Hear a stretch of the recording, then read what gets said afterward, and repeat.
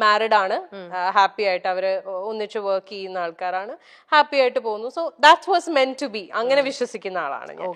ശരിയാണ്, we have a beautiful girl child. അവൾക്ക് ഞങ്ങൾ രണ്ടുപേരും ഉണ്ട്. അവള് ഈ പറയുന്ന പോലെ വളരെ അണ്ടർസ്റ്റാൻഡിങ് ആയിട്ടുള്ള ഒരു കുട്ടിയാണ്. അച്ഛനും അമ്മയും ഞങ്ങൾ രണ്ടുപേരും ഒന്നിച്ച് തന്നെയാണ് അവളെ വളർത്തുന്നതും. അവളുടെ എല്ലാ കാര്യങ്ങളിലും ഞങ്ങളുടെ ഡിസിഷൻസ് എല്ലാം മ്യൂച്വൽ ആണ്.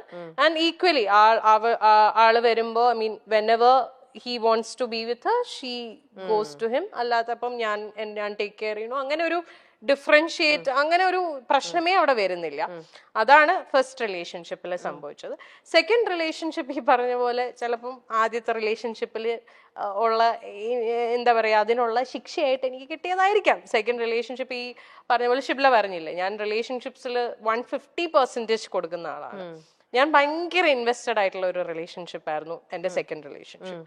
എനിക്ക് അയാളെ genuinely from the bottom of my heart എനിക്ക് ഭയങ്കര ഇഷ്ടമായിരുന്നു. I knew he was not the perfect person and all. ആൾക്ക് ഫ്ലോസ് ഉണ്ടായിരുന്നു, ആൾക്ക് പാസ്റ്റ് ഉണ്ടായിരുന്നു, പക്ഷെ അതെല്ലാം ഓക്കെ ആയിട്ട് അങ്ങനെ തന്നെ അക്സെപ്റ്റ് ചെയ്ത ഒരാളായിരുന്നു ഞാൻ. But I never thought he would do this to me. പിന്നെ അതിന് ഞാൻ കുറ്റം പറയുന്നില്ല, മേ ബി ആൾക്ക് നമുക്ക് ഫസ്റ്റത്തെ ഒരു അടി പോലെ നമുക്ക് അത് കിട്ടി, അങ്ങനെ ഞാൻ വിശ്വസിക്കുന്നു. അങ്ങനെ ആയിക്കോട്ടെ, നമ്മൾ അങ്ങനെ ഒന്ന് ചെയ്തുകൊണ്ട് നമുക്ക് മറ്റുള്ളവരെ ബ്ലെയിം ചെയ്യാനും പറ്റില്ല. ഞാൻ ബ്ലെയിം ചെയ്യുന്നില്ല. എനിക്ക് ആകപ്പാട് ആളുടെ അടുത്ത് ദേഷ്യം തോന്നിയ ഒരു കാര്യം എന്ന് പറഞ്ഞാൽ അക്സെപ്റ്റ് ചെയ്തില്ല. ലൈക്ക് വേറെ ഒരു ആളോടൊരു ഇഷ്ടം തോന്നി, അല്ലെങ്കിൽ ആ റിലേഷൻഷിപ്പിലേക്ക് പോയി എന്നുള്ളത് അത് ഓപ്പൺലി എന്നോട് പറഞ്ഞിരുന്നെങ്കിൽ നമ്മൾ സ്റ്റെപ്പ് ബാക്ക് ചെയ്യും. We would never force someone. നമുക്ക് ഒരാളെ ഫോഴ്സ് ചെയ്യാൻ പറ്റില്ലല്ലോ നമ്മളെ കൂടെ നിൽക്കൂ എന്നുള്ളത്. അത് ഓപ്പൺ ആയിട്ട് പറഞ്ഞിരുന്നെങ്കിൽ കുറച്ചും കൂടി നേരത്തെ, കുറച്ചും കൂടി ബെറ്റർ ആയിട്ട് എനിക്ക് ഇതൊന്ന് കം ഔട്ട് ചെയ്യാൻ പറ്റിയേനെ with the help of my people. പക്ഷെ അത് സംഭവിച്ചില്ല. അപ്പോ ഇത്രയും ട്രൂ ഫ്രണ്ട്സിനെ പോലെ തന്നെ ചില ഫ്രണ്ട്സ് അപ്പൊ ആര്യനെ ചീറ്റ് ചെയ്തിട്ടും ഉണ്ടാവണം. യെസ്, അല്ലേ? ഉണ്ട്. അതുകൊണ്ടാണല്ലോ ഇങ്ങനെ ഒന്ന് സംഭവിച്ചത്. അല്ലേ? അതെ, അതും ശരിക്കും ഭയങ്കര പെയിൻഫുൾ ആയിട്ടുള്ള, ഇറ്റ് ഈസ് വെരി പെയിൻഫുൾ. ആരും ഒരിക്കലും എക്സ്പെക്ട് ചെയ്തിട്ടുണ്ടാവില്ല ഈ ഒരു സാധനം ആ ഒരു പർട്ടിക്കുലർ പേഴ്സണിൽ നിന്ന് വരുന്നത്. എക്സാക്ട്ലി, അതാണ് എനിക്ക് ട്രോമയായി പോയത്. അതിപ്പോ മേ ബി ഞാൻ അറിയാത്ത ഒരാളായിരുന്നെങ്കിൽ എനിക്ക് ചിലപ്പം ഇത്രയും ബുദ്ധിമുട്ടുണ്ടാവില്ല. ഇത് എനിക്ക് ആ പെയിൻ ശരിക്കും കിട്ടുന്നു, കാരണം എനിക്ക് റിലേറ്റ് ചെയ്യാൻ പറ്റുന്നുണ്ട്. എന്റെ കണ്ണിപ്പം നിറയാണ് ആക്ച്വലി. കാരണം ആ ഒരു വേദന ഒരു ലേഡി എന്നുള്ള രീതിയിൽ എന്റെ കണ്ണ് നിറയണം. നമുക്കത് ശരിക്കും നമുക്കത് ഫീൽ ചെയ്യാൻ പറ്റുന്ന കാര്യമാണ്. ആര്യ, അത് യു വെൻ ത്രൂ ദാറ്റ്. ഭയങ്കര ഒരു ആര്യ അത് എങ്ങനെ ഹാൻഡിൽ ചെയ്തു? Arya it was very difficult. ഞാൻ I fell on to a depression. ഭയങ്കര ബുദ്ധിമുട്ടായിരുന്നു.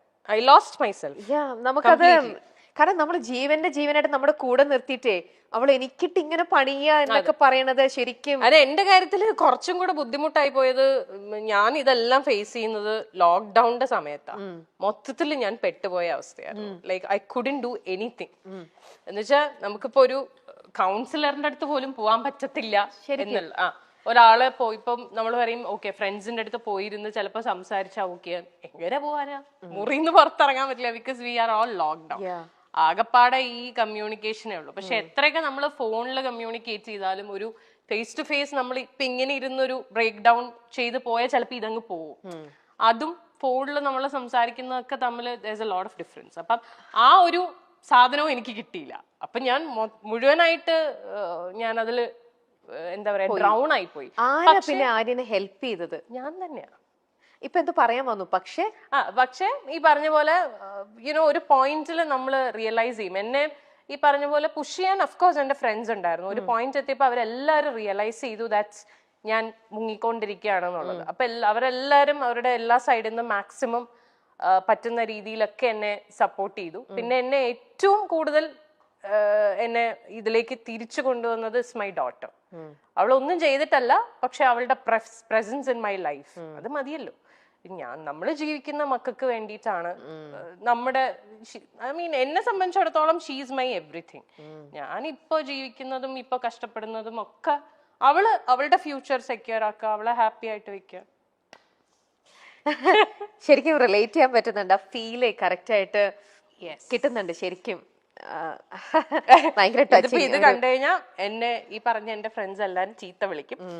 എന്നോട് പല പ്രാവശ്യം പറഞ്ഞിട്ടുണ്ട് ഇനി മേലാൽ ഇതും പറഞ്ഞുകൊണ്ട് എവിടെങ്കിലും പോയിരുന്നു മോങ്ങിയ ഇടിയിട്ട് പക്ഷെ അത് നമ്മള് പക്ഷെ അത് automatically it comes. അത് ആരാണെങ്കിലും കാരണം നിങ്ങളുടെ കൂടെ ഒരു രീതിയിലും പിക്ചറിലുള്ള ഒരാളായിരുന്നില്ല ഞാനൊരു പുറത്തുനിന്നുള്ള ഒരു ലേഡി എന്നുള്ള രീതിയിൽ ഇന്നിപ്പോ ആര്യനെ ഇത്രത്തോളം ഇൻ ആൻഡ് ഔട്ട് മനസ്സിലാക്കിയതിൽ നിന്നും എനിക്ക് ഇത്രത്തോളം ഹേർട്ട് ചെയ്യണം എന്നുണ്ടെങ്കിൽ എന്റെ കണ്ണുകൾ നിറഞ്ഞു ഇങ്ങനെ ഒഴുകണം എന്നുണ്ടെങ്കിൽ ആ ഒരു അത് അവർക്ക് പറ്റില്ല.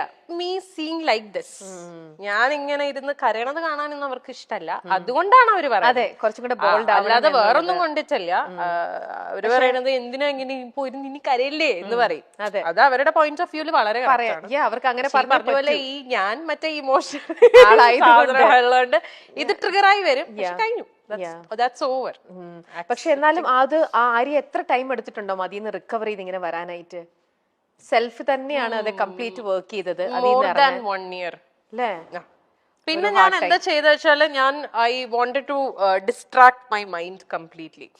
അങ്ങനെ ഞാൻ ഫുൾ എന്റെ കോൺസെൻട്രേഷൻ എന്റെ ബ്രാൻഡിലിട്ടു. കാഞ്ചീവരത്തില് ഒന്നും നോക്കിയില്ല. ബ്രാൻഡ് മാക്സിമം വർക്ക് ചെയ്ത് എനിക്ക് തോന്നുന്നു ആ ഒരു സമയത്താണ് ഞാൻ ആ ബ്രാൻഡിനെ ഒന്ന് ശരിക്കും പൊക്കിയെടുത്ത് കൊണ്ടുവന്നത്. പിന്നെ അതില് എനിക്കൊരു സാറ്റിസ്ഫാക്ഷൻ, നമുക്ക് അതിലൊരു അഡിക്ഷൻ വരുമല്ലോ. Okay, when we see that okay something is working out good for us, പിന്നെ നമ്മൾ അതിലേക്കാവും ഫുള്ള്. വേറെ ഒന്നിലേക്ക് നമുക്ക് പോവാനുള്ള ഒരു മൈൻഡ് വരില്ല. അപ്പൊ നമ്മുടെ കംപ്ലീറ്റ് ഫോക്കസ് അതില്ല. ബിക്കോസ് അതിൽ നിന്ന് എനിക്ക് വേണ്ടതെല്ലാം കിട്ടുന്നുണ്ട്.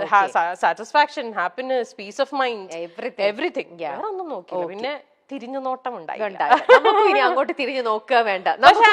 ഞാൻ എപ്പോഴും പറയണ ഒരു കാര്യമാണ്, I am still very thankful to that person for one thing. ആളില്ലായിരുന്നെങ്കിൽ ചിലപ്പോ കാഞ്ചീവരം എന്ന് പറയുന്ന ബ്രാൻഡ് ഞാൻ സ്റ്റാർട്ട് ചെയ്യില്ലായിരുന്നു.